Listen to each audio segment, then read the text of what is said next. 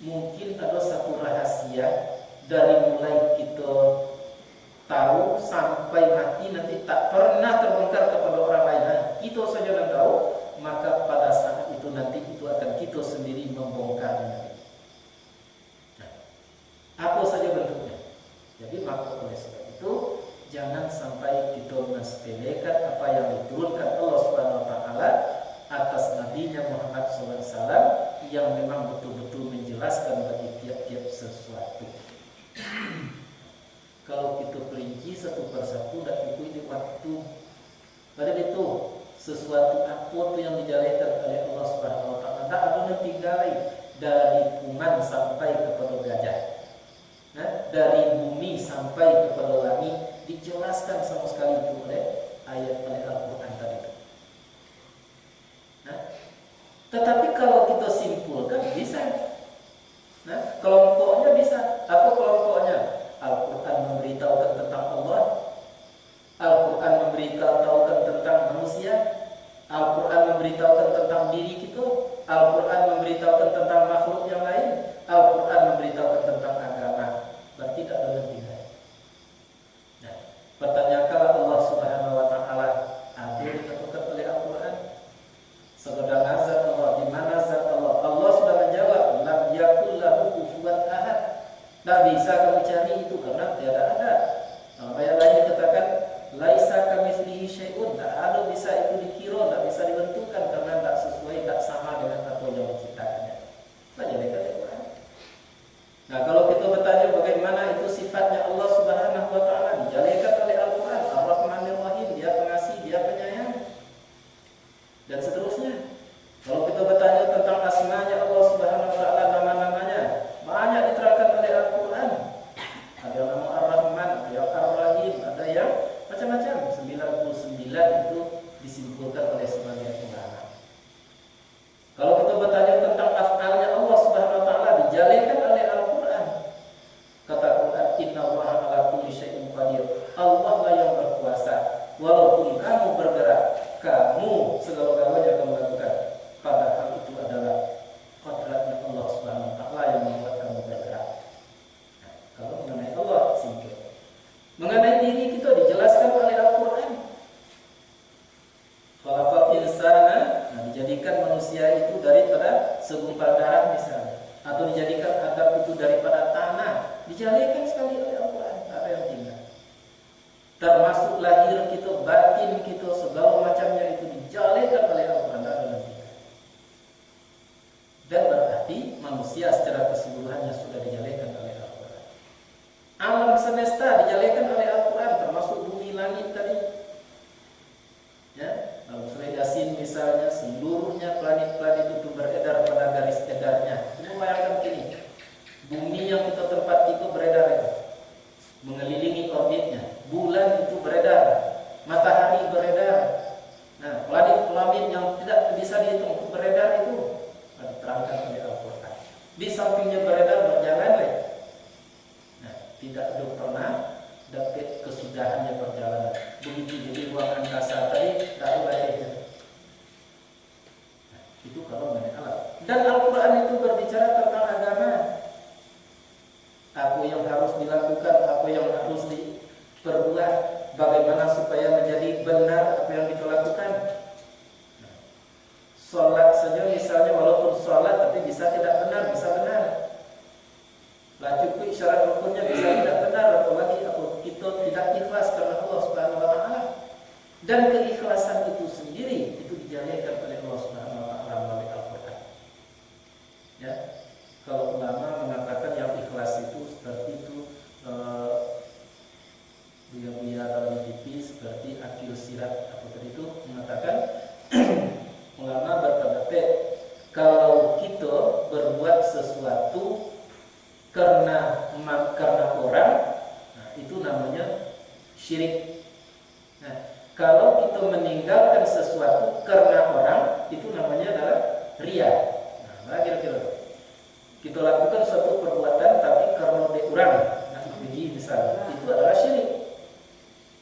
Lalu kita tinggalkan sesuatu karena tapi kita di orang, itu namanya adalah riya. Jadi baca menilai angket ke orang itu berbuat, kita meninggalkan, tidak harus sakit balik dengan orang, tapi lillahi ta'ala, karena Allah Subhanahu wa taala semata-mata. Itulah keikhlasan, itulah kebenaran, dan kebenaran tadi sudah dijelaskan di dalam Al-Qur'an oleh Allah Subhanahu wa taala. Salah satu bunyinya itu fawailul lil musallin, neraka wailu bagi orang yang salat, allazina hum an salatihim sahun, yang mereka itu lalai dari salatnya. Kadang-kadang itu berarti kedua lalai waktu, iyo masuk itu, tapi yang lalai itu pada hakikatnya adalah tidak mau mengingat Allah di waktu salat. Kemudian yura'u wa yamna'un, mereka tadi ria, itu adalah walaupun salat tetapi tidak benar, memasukkan ke dalam neraka Allah Subhanahu wa taala. Nah, jadi artinya apapun tibyanan likulli syai'in, seluruhnya sudah dibicarakan, sudah dijelaskan oleh Allah Subhanahu wa taala. Tinggal kita lebih pelajari saja ayat-ayat Allah Subhanahu wa taala. Nah, kemudian wahudan, penjelasan itu kalau kita ikuti itu sekaligus menjadi petunjuk. Baru itu, karena kita mengerti, kita tahu, oh itu mengakibatkan, itulah petunjuk. Warahmat, dan akan menjadi rahmat. Arti rahmat itu kasih sayang. Kalau kita sudah seperti itu, Allah memberikan kasih sayangnya kepada kita. Baru-baru kita sampaikan, Allah sayang, tapi kita tidak mendapatkan sayang, dan itu bisa terjadi. Walaupun Allah sudah sayang, tapi kita tidak dapat, bisa terjadi yang seperti itu. Nah, kemudian wa busyra, dan itu adalah sebagai kabar gembira, sekaligus sebagai kabar gembira bagi siapa, lil muslimin, bagi orang-orang muslim, yaitu orang-orang yang tunduk patuh menyerahnya kepada Allah Subhanahu wa taala semata-mata. Nah, kemudian disambung dengan ayat yang sering kita dengar di dalam khutbah, itu Habib Yusuf membaca, innallaha ya'muru bil adli wal ihsani wa dzil qurba wa yanha wal fahsya'i wal munkari wal baghi ya'izukum la'allakum tazakkarun. Itu fasqullah. Sering kita dengar. Artinya tuh bahwasanya Allah menyuruh dengan yang adil. Allah pakai kata itu ya'muru, fi'il mudhari, selalu menuntut, selalu menyuruh kamu berbuat adil. Kita tidak mensudakan adil itu bukan sama banyak, ya. Kalau kita ketahui adil itu adalah ya seimbang, itu namanya adil. Nah, wal ihsan, dan ihsan, apa yang dikatakan ihsan itu? Berbuat di hadapan Allah Subhanahu wa taala. Itu berbuat, Allah memperhatikan, Allah menilai. Wa ita'i zil qurba, dan mendatangkan, memberikan, membantu yang qarib, yang mempunyai qarib, yang ada kedekatan dengan kita. Ya, qarib tadi dekat. Nah, jadi ada dua macam tuh. Yang qarib tadi, ada qarib itu secara zahiriyah, lahiriah, mungkin dari sana. Tapi ada qarib itu yang hakiki. Siapa itu? Orang yang ada kesamaannya dengan kita di dalam akidah, di dalam pemahaman, dan lain sebagainya. Nah, wa yanha 'anil fahsya'i wal munkar, dan mencegah dari yang keji dan yang munkar. Wal baghi, itu yang paling menarik, yaitunya persaudaraan, persatuan, silaturahmi, itu disuruh. Baghi tadi melengkapi artinya seperti itu. Nah, jadi banyak orang karena tidak mengerti tentang ayat-ayat Allah Subhanahu wa taala, karena tidak belajar, mereka tidak adil. Ya, kalau dia tidak adil, tidak seimbang hidupnya. Pikirannya dan nafsunya tidak berimbang, hatinya dengan pemikirannya tidak berimbang. Ya, kadang-kadang terjadi kontradiksi. Jenuati mengetahuinya itu kebenaran, tapi jenuh nafsu tidak. Itu sejak dulu terjadi seperti itu. Banyak itu contoh-contoh. Abu Jahil itu tahunya tuh bahwa Muhammad itu benar, tapi nafsunya tidak memungkinkan untuk mengakui kebenaran itu. Mengapa? Karena Muhammad itu jahil secara lahiriah, jauh grafiknya di bawahnya, tidak level dan itu. Jadi kita di dunia itu ada level-level, ya.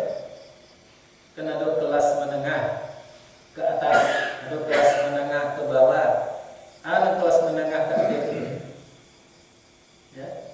Kalau menurut perhitungan yang di luar kitab Allah Subhanahu wa taala, itu pasti ukurannya adalah ekonomi misalnya, status sosial umpamanya. Itu dikatakan orang yang berada di level menengah ke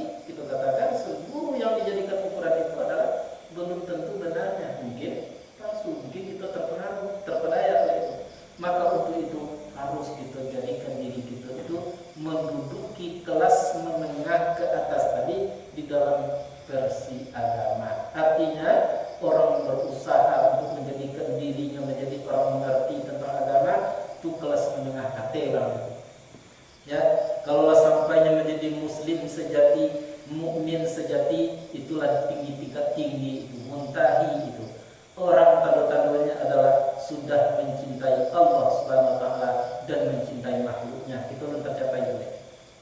Rabi'atul Adawiyah dulu pernah menyatakan, aku tidak ada satu ruang pun di dalam diriku untuk membenci syaitan sekalipun. Tak ada lain. Mengapa? Karena hatiku sudah dipenuhi oleh kerinduan. Bisa dipahami? Tak ada dengan kemampuannya untuk bohongi syaitan sekalipun jaga ke manusia. Nah, itu masih banyak ruangan itu dalam hati kita lain. Seketik kita tersinggung, kita nanti marah dan bohongi segala macamnya. Ini perlu kita sadari.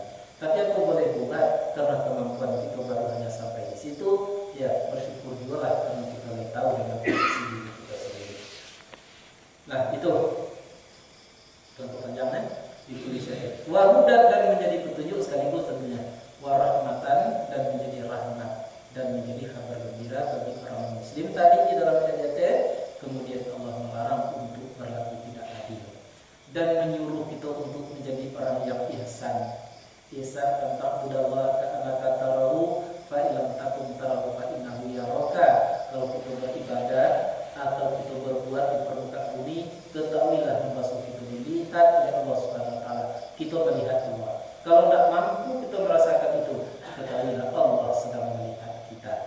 Dan kemudian wa ita'izil qurba, kita harus memberi kepada qarib. Nah, qarib tadi siapa? Orang yang dekat dengan kita, ya, dekat secara lahir, dekat secara batin, seperti itu ini kok adalah qarib. Maka kita harus berbagi, maka diberilah ilmu pengetahuan, diberi pemikiran, dipikirkan. Nah, pemikiran tadi bukan untuk kita semata, tetapi adalah untuk orang lain. Disitulah kadang-kadang terjadinya betul keanehan daripada agama itu. Ya, orang kalau memikirkan orang lain, Allah akan memikirkannya. Tapi kalau dia memikirkan dirinya, Allah cuek terhadap dirinya. Perhatikanlah Nabi Muhammad, ajarannya seperti itu dan Nabi itu seperti itu. Karena dia tahu itu. Sampai di waktu nafasnya terakhir, Nabi masih memikirkan umatnya. Ummati. Dia pikirkan itu. Tidak adanya memikirkan dirinya. Allah dan Qulai, Allah dan ceritanya Qulai, Fatimah, Siti Aisyah, ada. Nah, walaupun itu bukan tidaknya pikirkan, tetapi yang sangat menonjol di dalam dirinya itu adalah memikirkan umat atau memikirkan orang lain. Nah, kok perlu kita soalkan kaji itu. Jadi kalau kita memikirkan orang lain, Allah memikirkan kita. Ya, kalau kita menyelamatkan orang lain, Allah akan menyelamatkan kita. Nah, jadi itu namanya rahmat. Wa yanha 'anil fahsya. Yang fahsya itu apa? Yang fahsya itu yang tidak disukai dalam bentuk kebenaran. Itu namanya fahsya. Tapi kalau ada orang tak suka ke mengaji, itu namanya orang mungkar. Ya, yang fahsya itu tidak disukai secara agama. Ya, berbohong oleh suku agama bohong itu namanya fahsya. Kemudian mungkar itu adalah melawan orang ilahi. Allah mengecilkan bayi, itu mengatakan tidak, itu namanya mungkar. Itu maka distadikan oleh Allah wa yanha 'anil fahsya'i wal munkar. Wal baghi tadi adalah hubungan sesama antara manusia, itu tidak boleh dirusak. Ya, tidak boleh dirusak. Tadi jangankan lain kepada orang, kepada syaitan pun tidak mempunyai lagi itu orang tertentu ya. Kalau untuk kita jangan sampai silaturahmi dirusak. Biarlah orang merusak silaturahmi kepada kita jangan. Hati-hati pada tempatnya yang kita baru berbuat. Nah, ada satu hadis itu mangqati'ur rahmi. Nah, barang siapa yang memutus silaturahmi, fala yadkhulul jannah, maka dia tidak akan masuk ke dalam surga Allah Subhanahu wa taala. Nah, baru disambung jalin yaqizukum la'allakum tazakkarun, mengajarkan akan kamu Allah la'allakum tazakkarun, mudah-mudahan kamu mengambil pelajaran dari apa yang disampaikan oleh Allah Subhanahu wa taala itu. Nah, jadi mungkin terlalu panjang kita, atau jangan sampai terlalu lari kita daripada ayat. Maka oleh sebab itu kita harus tahu diri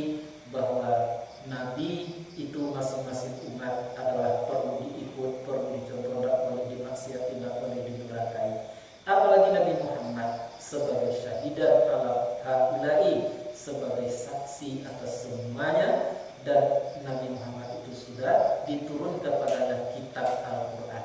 Maka itu kini ko bersitungkinlah coba suatu bahasa Indonesia bersitungkin